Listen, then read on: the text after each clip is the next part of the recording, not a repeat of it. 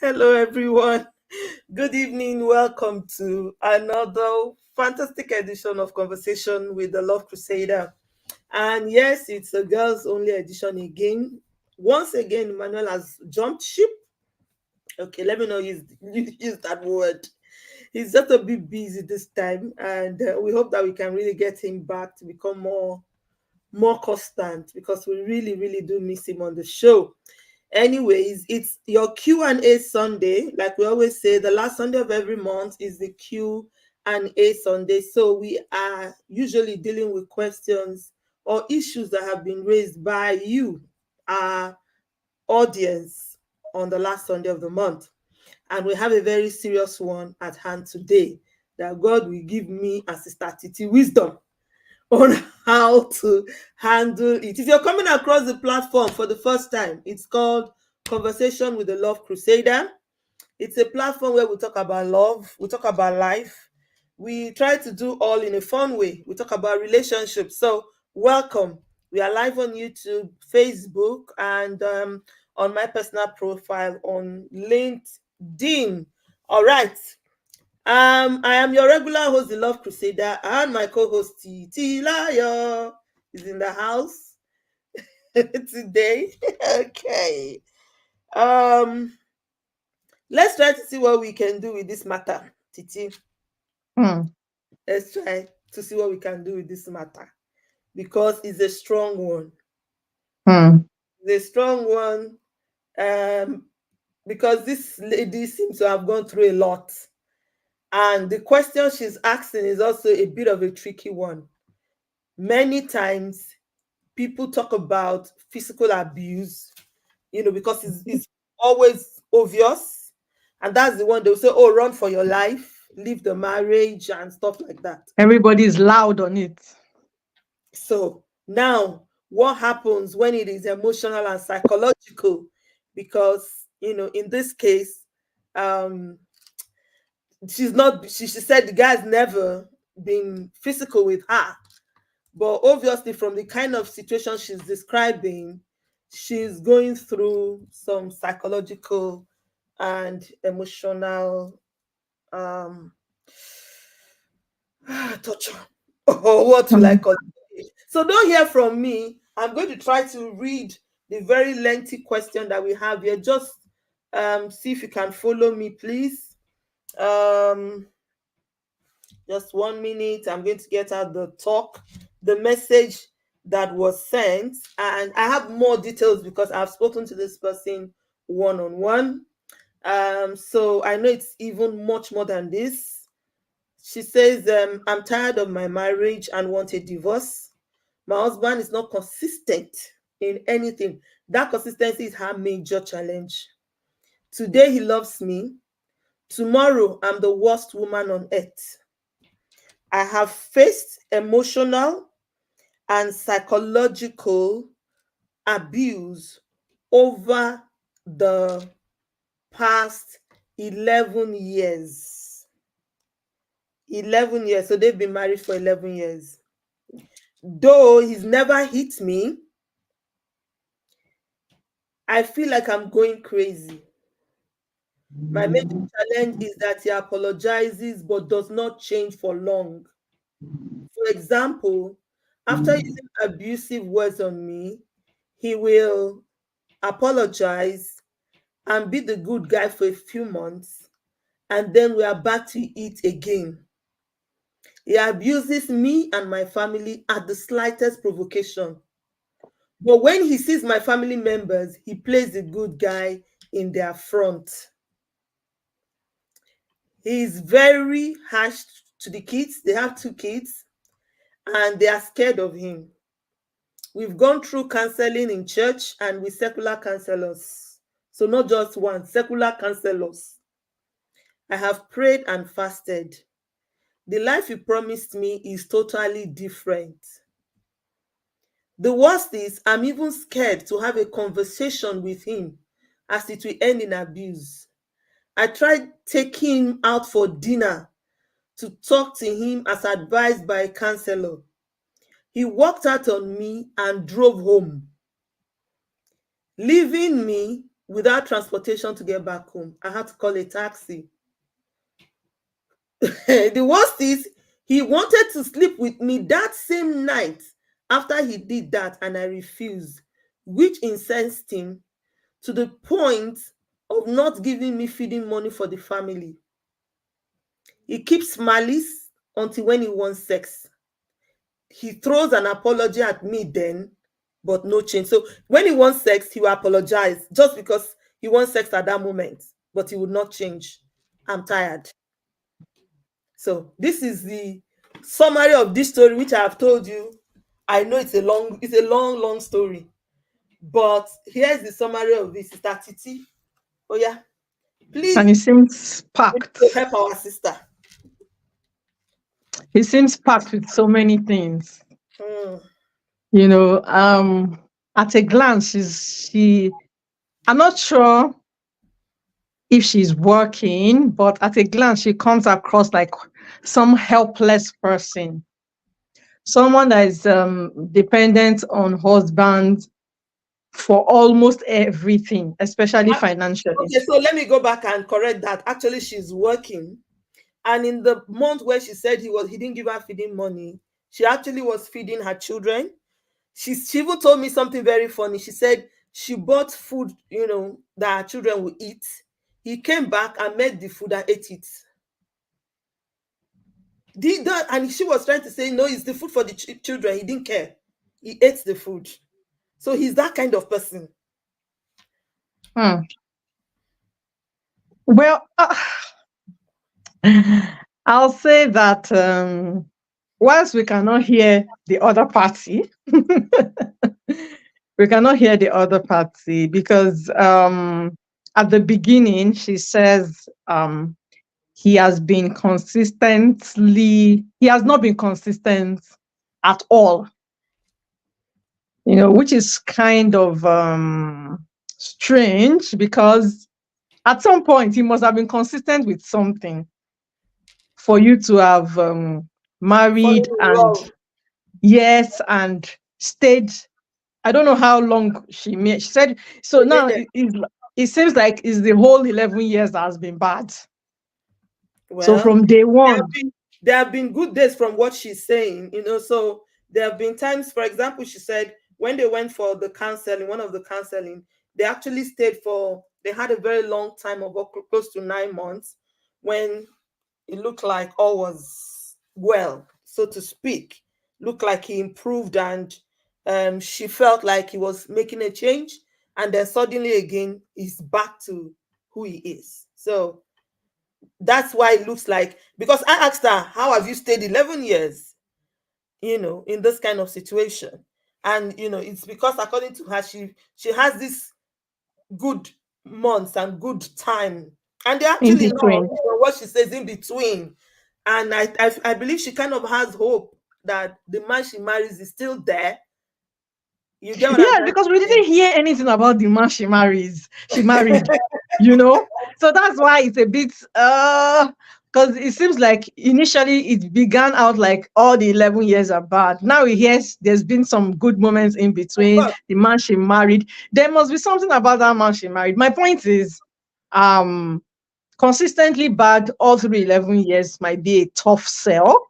There may have been some point. I'm sure if she's given a piece of paper to write the good parts about this man, or the good parts that was there before or is still there now, she would be able to scribble something down. So I don't want it to come across as if everything about this man is terrible right from day one. But on a normal day, Sister Titi, there's no human being that everything about them is bad. Unless we're just trying to be liars. There's no human being that is totally bad. Yes, that's what I'm trying to correct here. Nobody's perfect. But if the good times are becoming shorter than the bad times, and the bad times are becoming longer, that is the problem of you understand, that is the problem that she's complaining about, if you get what I'm trying to say. I get it. what I'm trying to correct is the fact that the story seems incomplete. Okay. So if we had heard the fact that when I first got married, things were rosy for a couple of weeks or for a couple of months, then You all know, of a sudden it she changed. said, she, Or she said something about the fact that this is not the life the man promised her. So I'm sure that there were some good times, even at the that's beginning not of what I want to the marriage. establish. Yes, And and the I'm establish sorry, that is the kind of pretentious pictures that she's painting of this person, it's very possible that this person even pretended to marry her. mhm. Don't you think?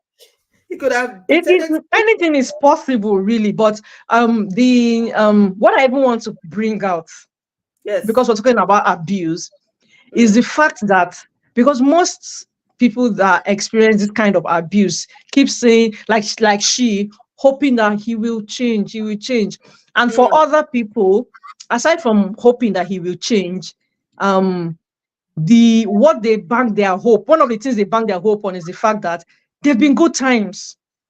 mm, There've been good times. So mm, I'm highlighting this for two reasons.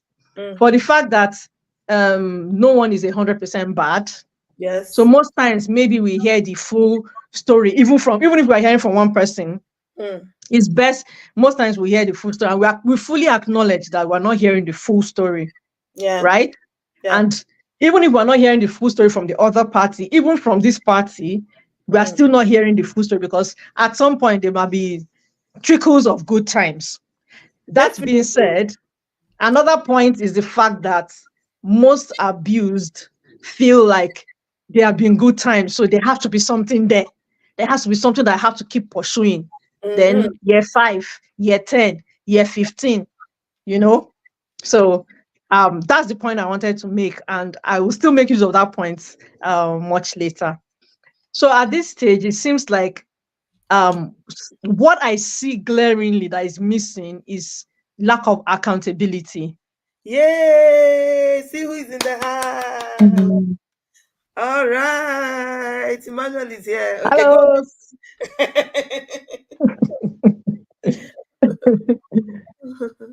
go on, Titi. Okay. So what I see glaringly that is lacking here is lack of accountability, Mhm. which I feel would help a great deal. I feel like even though they've said they've been through counseling and all, again, we didn't hear the follow-up of the counseling. All we just heard is it didn't work. Hmm.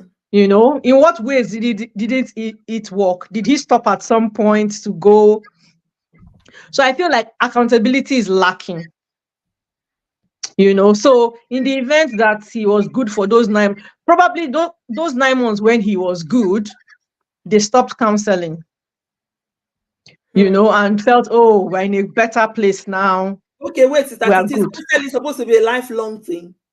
It mustn't be lifelong, but because of the deep-seated issues that have been at stake, because of this thing has been going on for years, so you can't just, it's like addiction.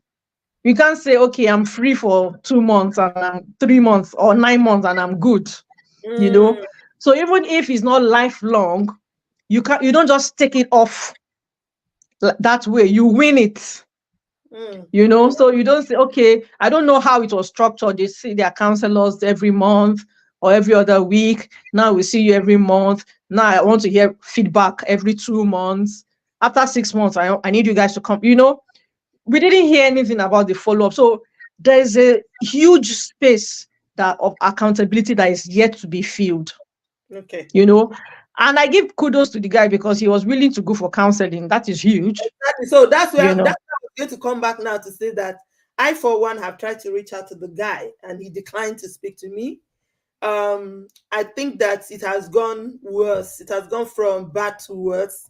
Maybe when it was still bad was when he was willing, to go for counseling. As it is now, he seems not open to even talk to anyone about, the issues anymore. And yeah, they are actually in a very bad place. The way I see the relationship going, but I'm still, me now, I'm always very positive about mending fences. I'm still trying to tell them to, her, because he has refused to engage with me. But I'm still trying to tell her to find ways that we can mend this fence. Anyways, I'll read, because this matter has been ongoing on our WhatsApp group, on our WhatsApp page, Mend Fences WhatsApp page. I'll read a few comments and then we'll let Emmanuel come in with some of his thoughts. Already, Yomis posted there and said, good day all. It sounds to me like the deep roots of the issues he's dealing with have not been addressed, hence the relapse. That word relapse scares me. And just like Titi said, it says like an addiction. So it's Yomi is also stuck referring to relapse. And I know we use words like relapse when we're talking about addictions. So maybe truly this is like an addiction. Anyways, another person said this is emotional abuse. As far as I'm concerned, it's worse than that of physical. Always, my first question is, what does she want? Is she ready for the divorce? If they separate, can she fend for herself and kids, or she still has to depend on him? Good question. So these are some of the questions she needs to ask herself if she's thinking or considering or talking about divorce. Someone else has said, my dear, you're dealing with a narcissist. He's always the good guy outside and a monster inside. So this is a narcissist tendency. Deal with him accordingly. Learn to speak to people in the language they understand. Return every energy he gives. Become cold like ice block. Rise up and empower yourself. Look good. Pay him no attention. At times, you What? too insult. That's what I don't In agree. fact, die. Just die. Somebody say insult back. If he insults you, insult back. You too, when you finish insulting him, ask for sex. Somebody says, stop that prayer and fasting. No, come die. It's your mother and your family that will suffer. I've shared my own. Narcissist hates you returning their energy, period. So this person is saying, return his negative energy for negative. Stop try to be the good wife, the prayer wife, the fasting wife. And so, oh yeah, Emmanuel, jump into the show and into the gist. Let's help a sister. Well, I guess, hello everyone, and I guess people are entitled to their opinions, is what I Of would course, say to some of those of course. opinions that Yes, we have yes. heard that are a little bit jarring, because I don't think they eventually bring about the ultimate desire of peace or goodness. So it will, let's just set the whole house on fire. When Mm. the fire is out, we all will live in the ashes. I You're don't not think wrong. that's a great. I don't think that's great counsel. And it may just be my take on that one. In terms of what the person is, what has been described, the way I see the situation, it seems as though things have been escalating over time. And the person who wrote a comment that said issues have not really truly been dealt with, I would support that person's position, Yeah. because you go from, like we've described, we go from, okay, they're having a conversation, to, okay, there is a bit of change, to, okay, going back to how things were, and then things getting worse a little bit, and then counseling, and then getting worse, and then Mm. getting better, and then getting worse. So this is really, in effect, description of things not really being dealt with. One, it also reflects perhaps that the burden for improvement is placed on only one person. Mm. And in a relationship, the burden for improvement, a lot of the time, Mm. is on both parties. Even the person that comes across as a victim might not know or be aware of the role they may be playing in a situation. And this is not me carrying out victim blame, right? What we have is one person's perspective or description of the situation, not Yeah. not both sides. And I'm sure if you ask the other person their perspective or description, it'll probably be just as shocking or surprising, and we probably will swing our Our responses the back. other way, back and forth, right? Yeah. So just trying to give a balanced perspective that it takes two to tango. I'll Mm-hmm. give you an example of why I believe that might be the case here. from what was written. So you have a situation where they had this fallout during a date.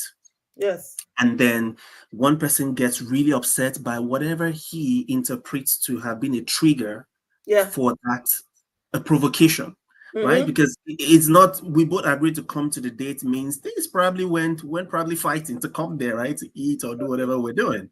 But whatever transpired within that conversation led one person to get provoked enough to respond in a certain way.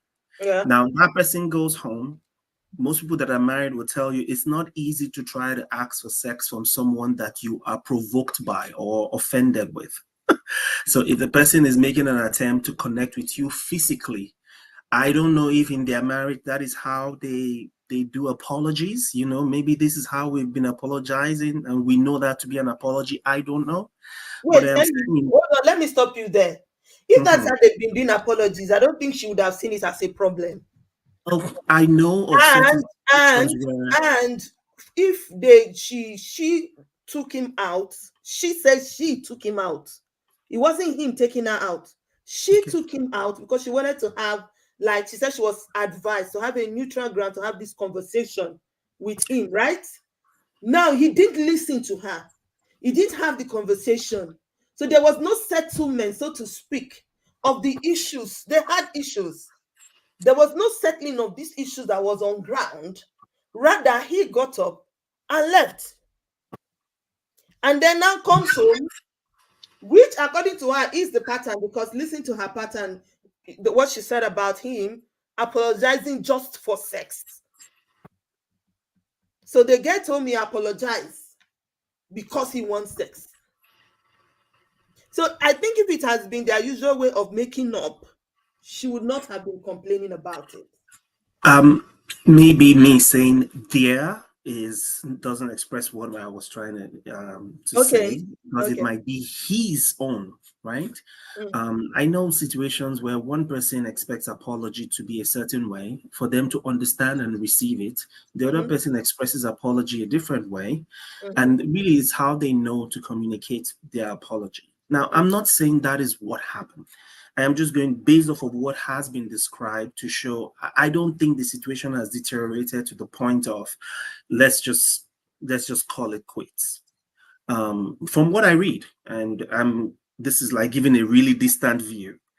I think there is still something there that can be salvaged with work, with effort, and with both parties bearing the burden for change and for improvement. Of course, we're not privy to what the conversation was and what actually led to one person being provoked and all that. But people react differently when they're offended. There are some people, they can be so offended and be so calm, be so politically correct. And there are some people, the slightest provocation, they're ready to set themselves on fire. I mean, we've read ridiculous news. So all that to say, I don't think what has been described is enough to set the house on fire. I think there is opportunity for improvement. There's opportunity for both parties to work some more on it, give it a chance, and see if it will get better. Okay, Emmanuel, I'll come back to you again, because when you say there's opportunity for change and for them to be able to work, I would like us to really break it down for this woman, because truthfully, she's not in a good place emotionally at all. So we need to really break it down to practical steps, like what can she do? But I want to come back to Titi.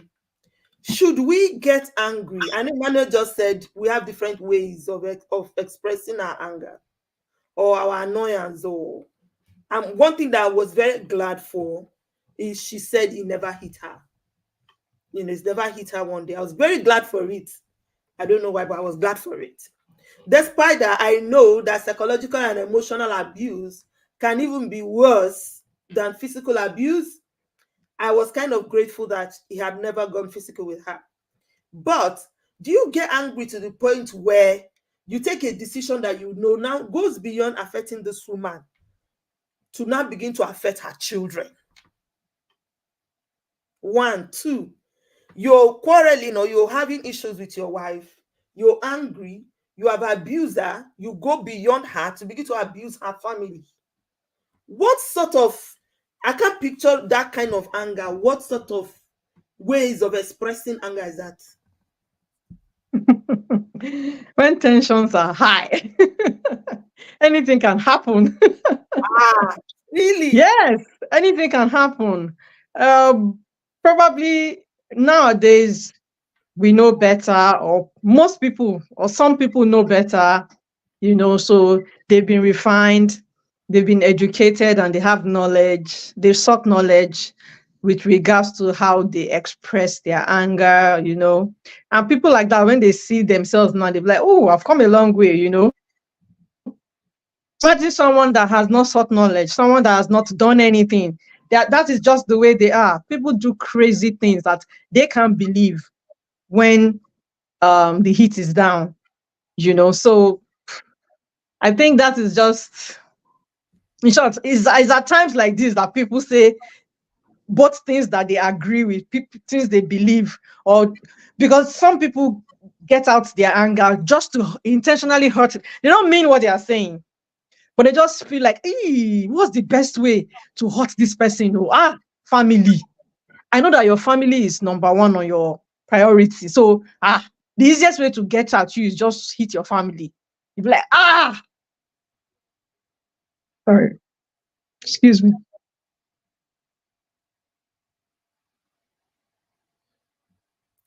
And okay, so Titi is saying this person is angry.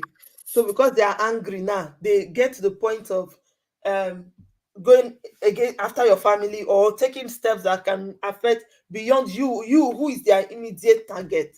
Question is, does an apology fix that? When you, God forbid, when he or she finish abusing their spouse's family and then they come back and say, oh, I was angry, I'm sorry, does it fix it?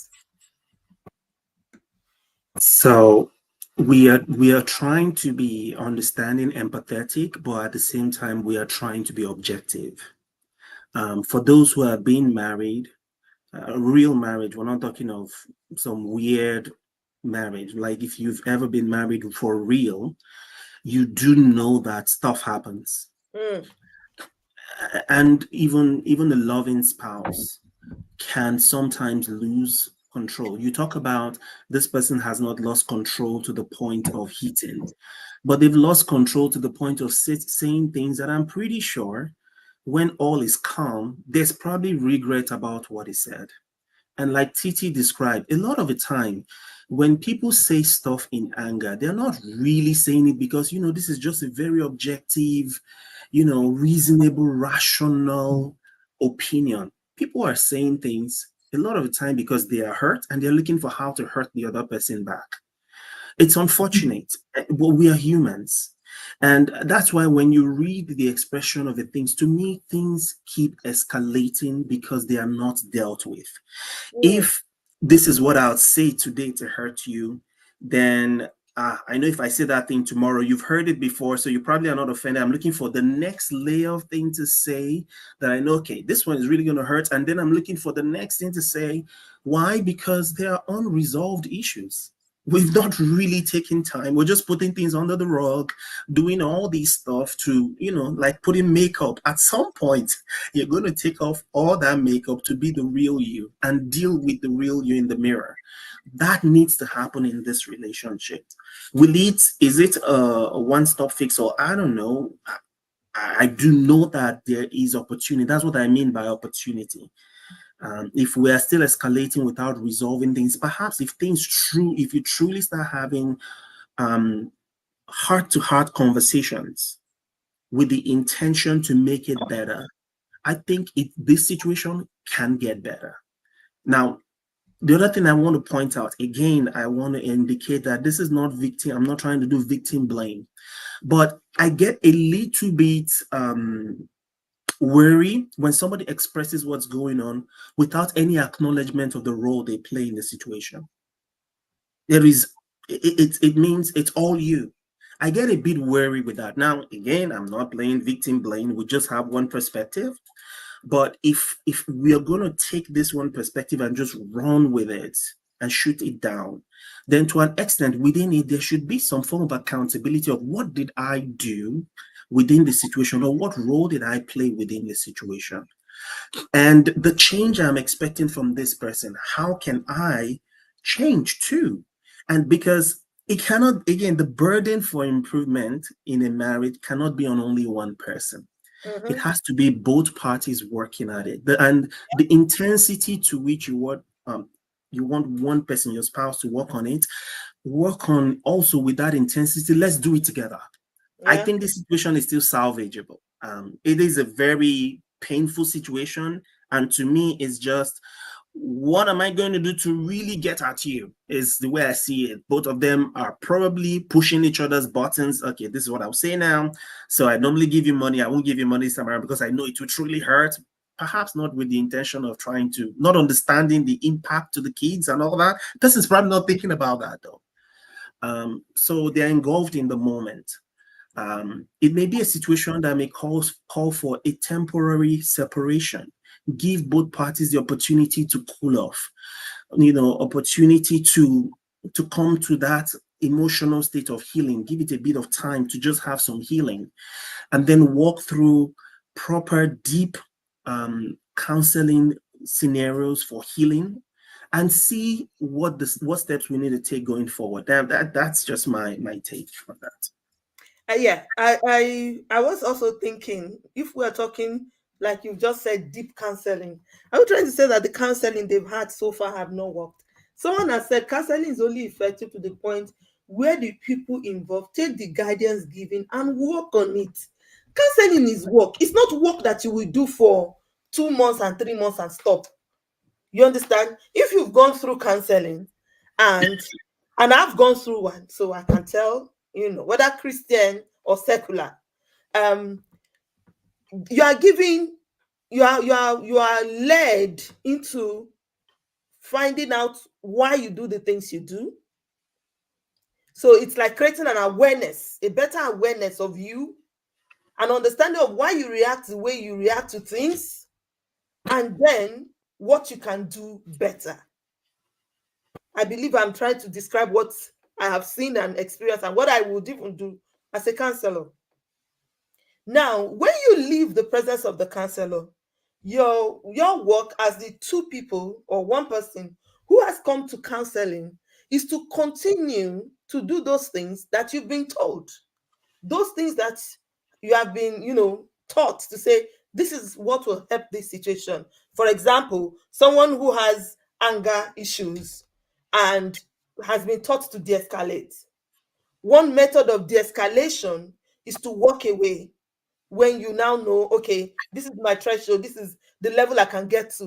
And at this point, it's getting out of hand. You walk away. That's one of the things that is taught. Now, if the person gets to that threshold and refuses to walk away, the counseling will not work. So because now we're saying the deep counseling. I agree, maybe separation for a while, because they say absence makes the heart grow fonder. Maybe when they miss each other, everyone will be able to see more clearly what is their role in the situation.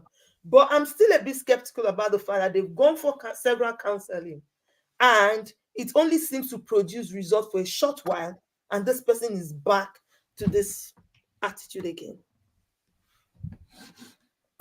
So if I may just respond to what you said about counseling, it would seem to me as though the outcome of the counseling is the man should change his or change that, right? He changed after counseling, or he started doing this for a short while and then that's what doing that. Said. I don't know what she was exactly why I always put the caveat.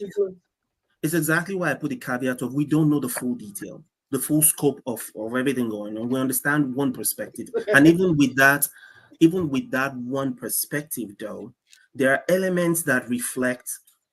Looks like there can be more done here.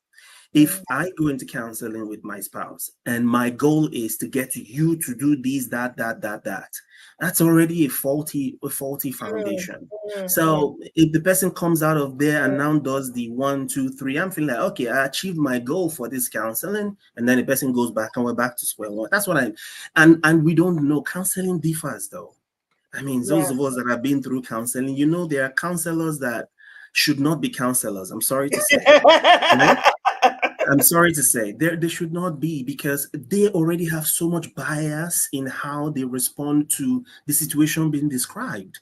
And, you know, everything swings one way or the other way, and it may not truly be a healthy advice or a healthy, I don't know the details, but the description of the situation is what I'm saying. Okay, it sounds like this, and I think that means there is room for more, and we can go deeper, we can go beyond talk, say these few words and I'm good. No, we can go down to the root of the matter. What truly triggers this situation, this level of angst, you know, and this level of deterioration? You know, even if Yeah. we were having a conversation over a meal and I say something that offend you, how does it trigger so badly to the point that this massive reaction is then what is the response to it? We need to deal with that. And in the meantime, perhaps, like I said, some time away may give people the opportunity to cool off, to be a bit more objective about the situation, and we can now perhaps be more reasonable and work together to truly resolve the situation. I'm loving this. I'm loving the way this conversation is going. And in fact, Barrister Yomi, thank you so much for your comments, because you're it's like you're picking my heart and you're picking my well, that's why we're friends. We think alike. She was saying if I had her before me as a counselor, I'd be dealing with those things she may be dealing with and how to make her better. And exactly this was my approach, especially when I tried to reach out to the husband and he was not forthcoming. This was my approach. My approach was to say to her, how can you be better? Because truthfully, when she poured out, I realized even she is bitter. There are words that this man has said to her and has used that have refused to leave her head. Like 5-6 years ago, she still repeated some of those words. And truthfully, she's human. I felt for her. They are hurtful. And this is where people need to understand the level of emotional damage that words can do to someone. She's second guessing herself. She's kind of lost her self-worth because, he body shames her, uses words like she's useless, you've not achieved anything in your life, she's ugly, her boobs are falling, those kind of, So very, very. And so she, according to her, say she's even second guessing herself, like it's in her head. This man has really entered her head now, and that's why you see the word she says, she feels like she's going crazy. And how do we help her to, will I say, unhear these things she has heard? Titi, I know you wanted to come. again, because we are hearing so much hot. So in the times when he says these things, what of years when he says this thing, what has been her reaction? I don't want to believe that he would just utter all these words and she would not react. She's human. She has to react in some way. She cries. So, sorry? She cries a lot. That in itself is a problem. Yes, and he's even angry that she cries. He abuses her for crying. He sees her as a weakling. That in itself is a problem. And I'm aware of how damaging these things can be. So again, it's like we are hearing we're not hearing the full story. So we're not hearing her involvement. And I'm sure she's heavily involved in this. So just like we said, yes. So we need to know he did this, he said this. What did I do subsequently? In over the course of 3 years, I've been hearing these hurtful things for years. What have I done in response to that? I mean, okay, give it to her. Number one, she is the one that, someone told her about me. She reached out to me. She's made that move. So maybe me too, I'll be a bit, will I say, a little biased, in the sense that I see her making efforts and trying to find solution even now, but he's not making that effort. He has not refused, he has refused to have a conversation about the situation. That tells us to an extent. And she didn't tell me who initiated the counseling and all they've gone through, but she has fasted, she has prayed. Even when he didn't give her money, she said she never fought him about it. Instead, she started buying the food. But when she will use her money to now buy something she wants the children to eat, he will still come and eat it. It's like he's provoking, poking. She's a weakling as far as he's concerned. See, that's the problem. So if you feel like he continues to poke you, then don't give him that opportunity to poke you anymore. First of all, there's a huge gap of accountability in the supposed counseling that they went through. Yeah. In the relationship itself, there's a huge need for accountability to be filled by somebody, and if for the guy there is someone that he is accountable to, then she might probably need to reach out to this person. That's on one hand. On her own end, it's like maybe it has happened for years, but she has given up on herself. So what she can do at this moment is to begin to invest in herself. She's hurt, she's emotional. Yeah, I get all of that. But at some point, you have to get up. Some way or another, you have to get up. Yes, and refine your worth. That's what I mean by you can't continue to allow him to poke you in those ways. Ask yourself, yes, he says things that triggers you. Why are these things triggering me this much like this? My point is, start working on your own self too. Because at the end of the day, if he pokes you and you fall every time they are crying, it's not helping you yourself. So you need to understand why you react in the same way, which her reactions are, we don't know much about them, but I feel like she needs to work on her own reactions for herself, or for whatever the outcome of this relationship might be at the end of the day. Work on your own reactions, work on your own triggers, because he's being triggered, you are being triggered yourself. So you need to find out why these things. For me personally, most times when things get to me, when I get wild up by things, it's one of the questions I ask myself is, why am I being triggered by this thing in the first place? Why is this such a big deal for me? Is this something I can drop? Is this something I can because that's the way you take the power away. Yes, most of the things he says would hurt. They are bad things. You are ugly. You are this. You are that. I'm just imagining someone coming to tell me now, I'm ugly. I'm like, are you okay? Are you all right? Ugly where? Do you know how much work I've done on myself? So she needs to begin to refine her worth, despite what, even when this situation ends, you have to be able to stand for yourself by yourself, right? So accountability is lacking in the counseling, in the relationship. You have to begin to find her worth.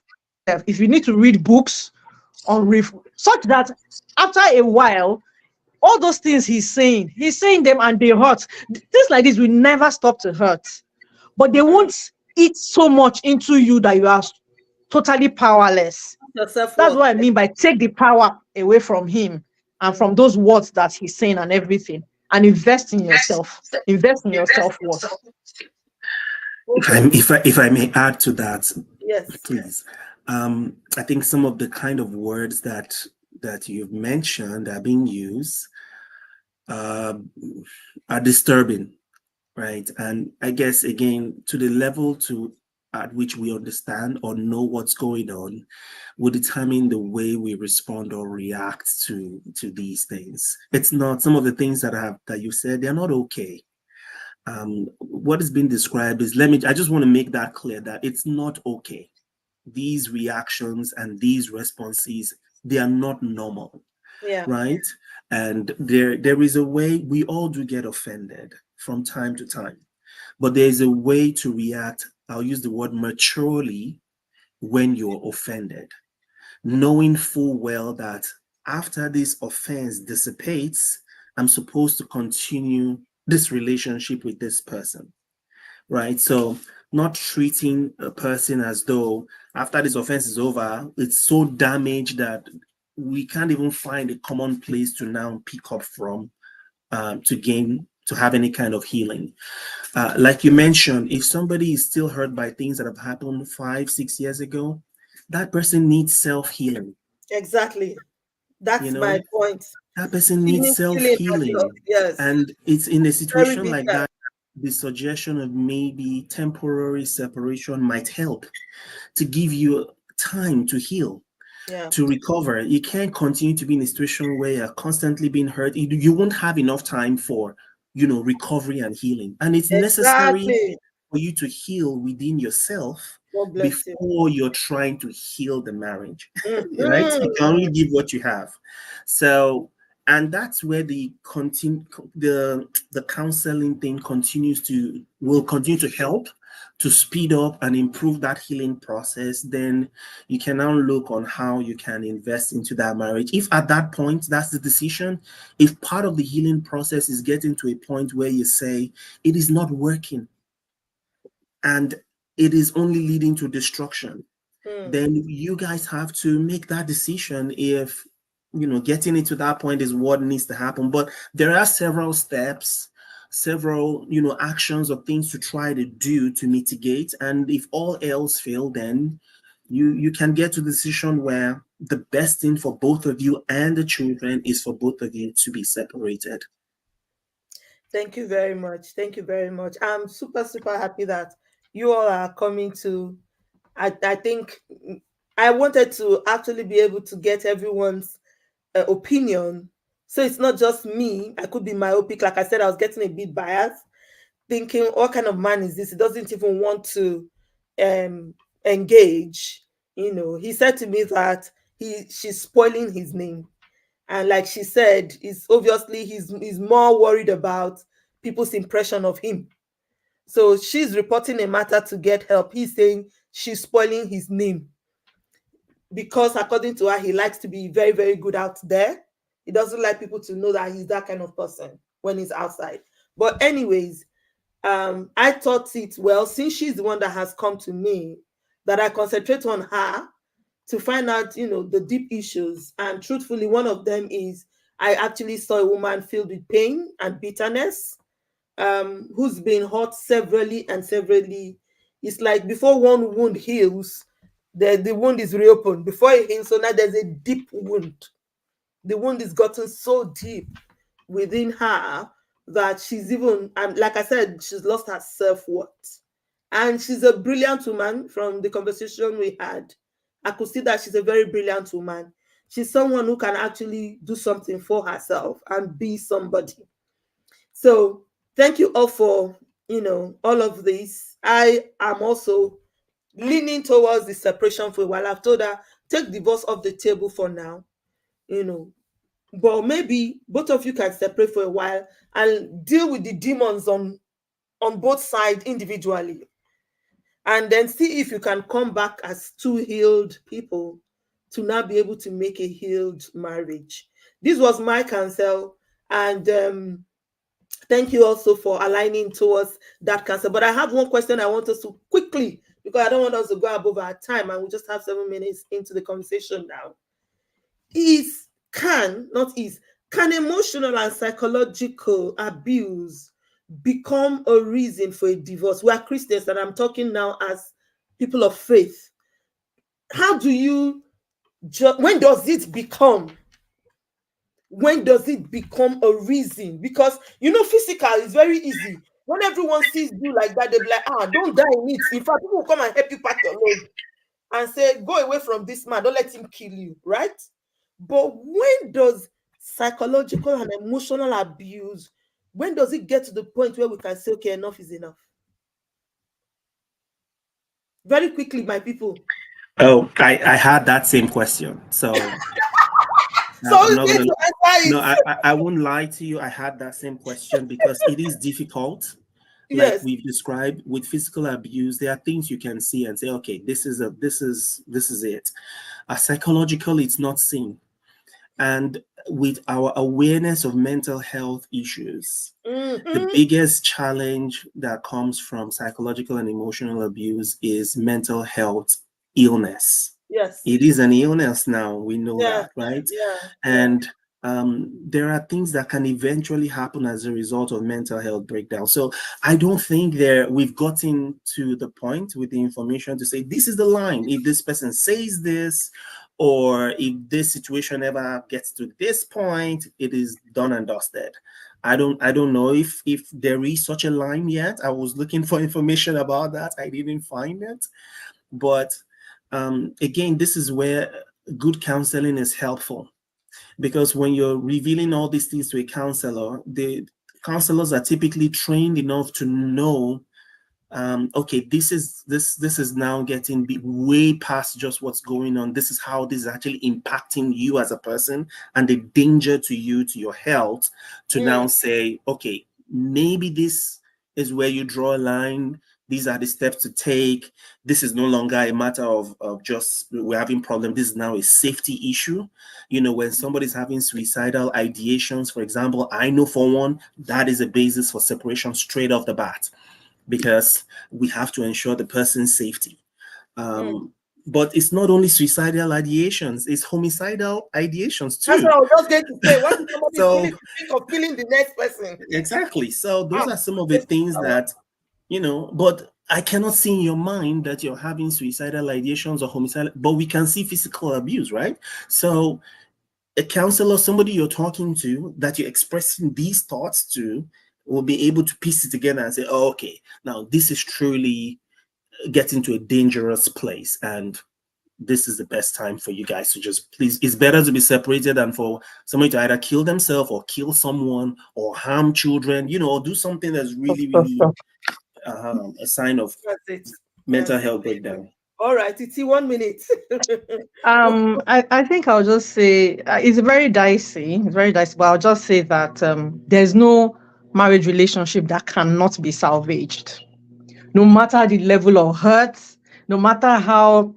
And I'm not saying it's okay to say those words or do That's why you want emotional. to be at men fences. Go on. That's why we are Yeah, together here. but there is no kind of marriage where, no matter the level of cheating or whatever that may have happened, that cannot be salvaged. The problem is, so long as both parties are willing to work on it, to engage. Both parties. That's So it. my point, and I'm saying this generally, not just for this situation. Yeah. Where I draw the line is when one party persistently does not engage. When one party persistently does not want to, there's something Doc said about the burden of improvement. When that burden of improvement is just consistently on one person and the other person isn't at all, and these things take a while, but after a while you realize that it seems like I'm in this thing all by myself.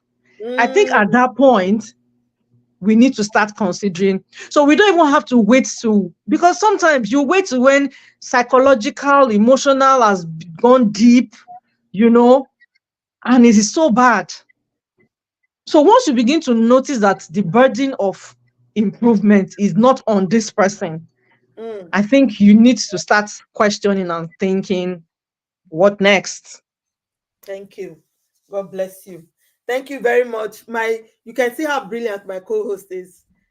I love this too, because we are all thinking in the same light. It's not because we don't disagree, we disagree, but our sense of value and our thought and our vision is the same. Our vision, as far as this platform is concerned, is to mend as many fences as is possible to mend. But what is not possible is for us to force two hands together. You can't force two people who refuse to work on their relationship, who refuse to, like Titi have said, engage, or like Emmanuel said, who refuse to take on the burden of improvement. We are all infallible. Is that the word? We all make mistakes. No one is perfect, but we continue to improve on ourselves. we continue to learn, we continue to get better, we continue to take on feedback so that we don't, let's be open to feedback from our spouse and our partner so that we can now improve and make the marriage beautiful. It's not meant to be something to be endured. Anyways, we'll continue to work with our sister and we trust God that, we'll have a testimony about her relationship very, very soon. Thank you all for engaging with this session. Please, I want to state it again because sometimes people send me a message, oh, I missed it. Please note that even when we are off air, you can always go back to this video. As long as you have the link, just click on the link and you can watch it anytime. It's there on our page, on YouTube, on Facebook, on LinkedIn, just whichever one you choose. Go there, click on the link, and it's live for you. So watch it at your convenient time, listen and learn. We're also learning from other people's relationship. I hope you've learned something today. Have a love-filled week, everyone. And next week is the first Sunday of June. You know what that means? It is our love seat, one of my favorite editions. And we're going to be here talking about love stories. That one will be very, very sweet story, not all right. Have a love-filled week. Thank you, my darlings, for always being there. Thank you, everyone. Thank you, Barrister Yomi. Very insightful conversation we've had today. Take care, everyone. Bye.